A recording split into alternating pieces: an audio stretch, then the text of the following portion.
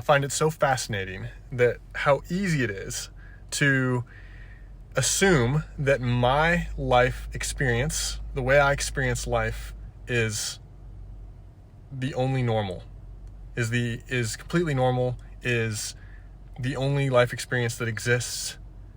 I'm telling you, you don't know what you don't know. And I've got a story from this week. It's one of the most fascinating things, I feel like, just in general, this idea that you don't know what you don't know. It's one of the fascinating things about being a human being is the world is so big and we are so small and so finite and don't have a complete understanding of anything.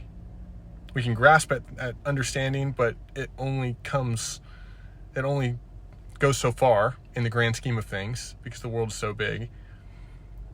Very small example from my life this week. I went on an experiment, really, and got some of these nose strips that I shared about in a video earlier. I have had the best sleep of my life the last 2 nights as I've worn them. I've had some great workouts, and initially it was one of those things where I put it on and I thought, oh, this is nice, this is interesting. We'll give it a try. But I wore it for the night. I felt great, and then I took it off, and I went, oh my gosh, the contrast was unbelievable. I was like, immediately couldn't breathe. It wasn't that crazy, but it was significant. And it was one of those things that for probably a decade, 2 decades now of my life, I have lived with less than optimal nose breathing. And you just don't know. You just completely are unaware of that. You think that that's how everyone's nose works. At least for me, that's how I did.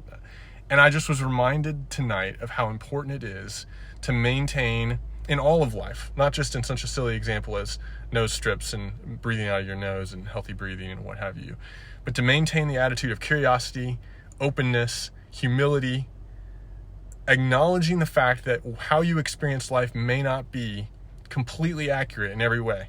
How you think about life, how you were raised, what you believe, it may not all be perfectly right on, like foolproof, right?